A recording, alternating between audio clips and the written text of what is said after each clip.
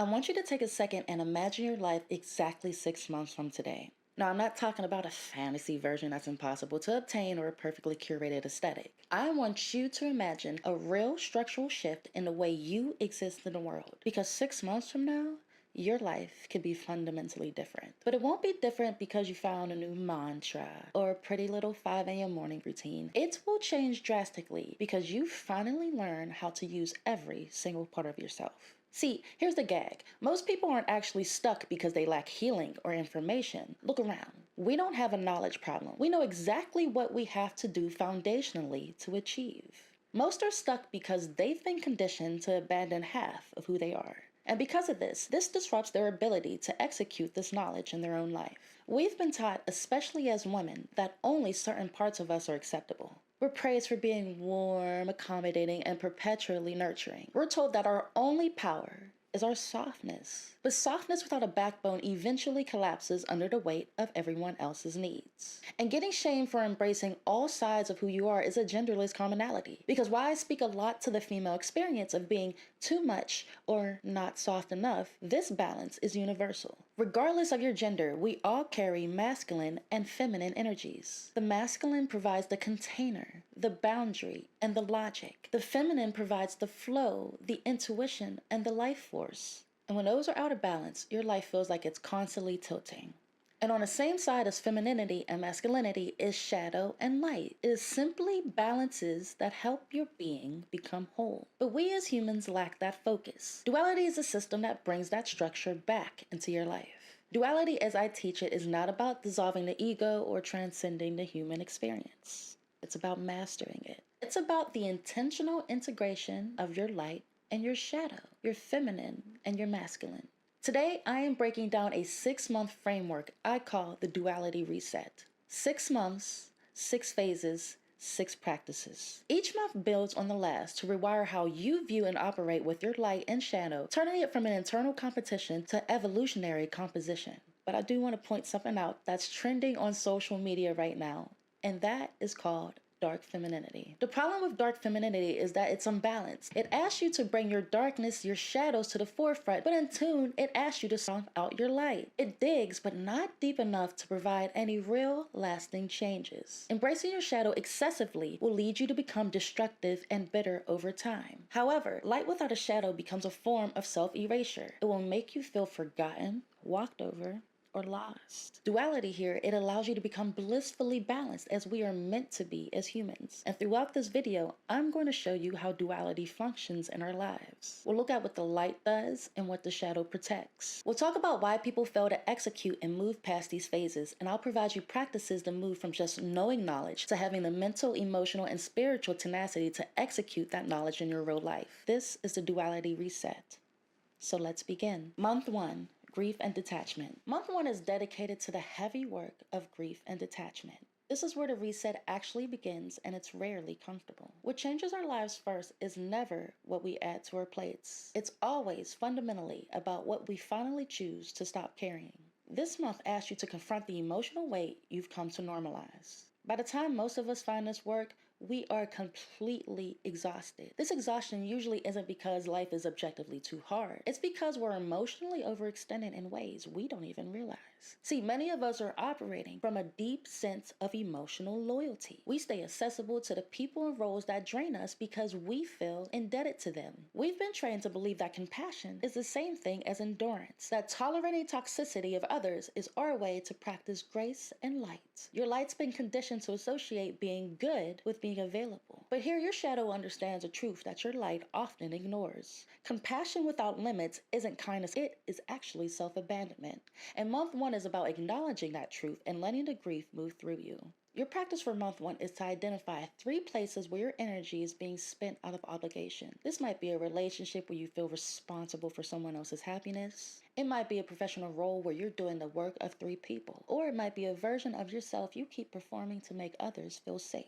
The work here isn't about starting a massive confrontation. It's about practicing a quiet behavioral detachment from those expectations. You offer less access, fewer explanations, and fewer emotional concessions. And the benefit of this phase is that it creates the emotional space that you need to breathe. And most people fail here because grief feels like failure or regression. They mistake the discomfort of letting go for a sign that they're doing something wrong. In reality, that discomfort is just evidence that the old version of you no longer fits. Month 2, the Art of Containment. By month 2, the grief's created a little bit of breathing room. Now the work shifts from letting go to the art of containment. Containment means learning how to hold your own experiences. It's about not immediately dispersing your energy outward the moment you feel something. See, many of us were never taught how to feel emotions safely on our own. We process everything publicly because we're looking for someone to tell us we're okay, especially in a day where it seems like everyone thinks it's okay to broadcast everything to social media. Your light side desperately wants to be witnessed and understood by the masses, by someone, anyone. But your shadow understands that not everything needs an audience to be valid. Some of your most powerful realizations need time to bake in the dark. This is where dark femininity begins to feel like a stabilizing force, because silence is powerful. Silence becomes a form of self-respect rather than a weapon of withdrawal. So your practice for month 2 is to create a 72-hour rule for your processing. When something significant happens, whether it's an insight, a trigger, you wait. Give yourself 3 full days before you share that information with anyone else. And during those 3 days, follow your feelings. Just chill, journal, move your body, do whatever you want to do with that feeling. Just don't share it with anyone. This strengthens your intuition because it removes all that external noise. It helps you begin to recognize the difference between your own voice and the voice of others. The benefit of this phase is a level of clarity that you cannot get from conversation. And most people resist this stage because silence exposes their deepest insecurities. Without external validation, all of those unresolved patterns, they start to surface. But that discomfort isn't a problem to be solved. It's the work itself. Month 3, devotion and discipline. By month 3, awareness alone is not going to be enough to sustain you. This is where devotion and discipline enter the system to provide structure. See, in this context, discipline isn't a punishment or a strict set of rules. It's an act of devotion to the person you're currently becoming. Your light side holds the vision and the beautiful dreams of what's possible, but your shadow's the one that ensures you follow through when the excitement fades. Duality here means honoring your word to yourself even when you don't feel like it. We have to stop waiting to feel aligned or inspired before we take action, because if you haven't noticed by now, motivation does not equate to execution. So your practice for month 3 is to choose one daily habit that supports your growth, and you commit to this one thing for 30 days without any renegotiation. The habit itself matters much less than it is your relationship to the follow through, because this phase is designed to build a deep sense of self-trust within your nervous system. Your nervous system doesn't recognize happiness or sadness, comfort or discomfort. It recognizes familiarity. So you have to rewire your nervous system to trust your devotion to you. This month teaches you to stop relying on fleeting motivation and start relying on your own dependable integrity. And the benefit of this phase is the internal stability that comes from consistency. See, most people fail here because they try to do too much at once. They want the results of discipline without the quiet daily effort of devotion. Remember that alignment is something that you create through action, not through thinking. Remember, we don't have a knowledge problem. We have an execution problem. Month 4, identity recalibration. By month 4, your internal shifts will start to become externally visible. This is the identity recalibration phase, and it's often the most socially uncomfortable. As you change, the roles you used to play for other people will start to dissolve. The people around you may feel unsettled because they no longer know how to use you. The mask you wore to keep the peace simply don't fit your face anymore. Your light side will likely panic because it still seeks that external approval. And listen, it'll take a while to get there, but you'll get there. Trust me, I'm a recovering people pleaser. But despite that, your shadow will always prioritize your integrity over anyone else's comfort. And this phase feels like a transition through a dark tunnel where you're leaving your old self behind. So your practice for month 4 is to make decisions based on congruence. Before you agree to anything, ask yourself if it reflects the person you're becoming. You must be willing to risk disappointing others to stay true to yourself.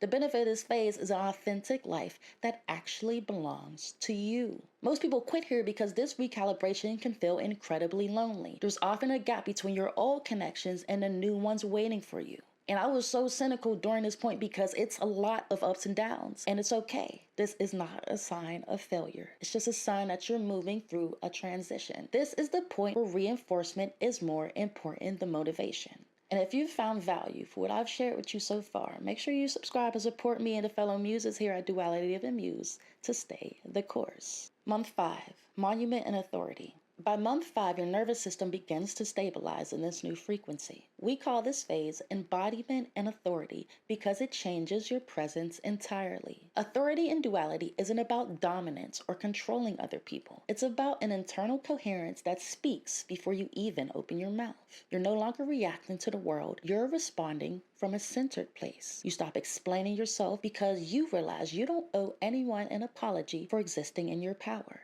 Your light side brings a magnetic warmth, but your shadow side brings the finality of a no. This is where you stop softening the truth to make it easier for others to swallow. Your practice for month 5 is to practice what I call clean boundaries. This means shorter responses, fewer qualifiers, no more over-explaining. You allow other people to have their own emotional reactions without trying to manage them. They crash out over your no, that's their problem. And the benefit of this phase is a grounded confidence that no one can take away from you. Most people resist this because authority reveals who benefited from their lack of limits. And when you stand in your power, the people who liked you better when you were small, they will leave.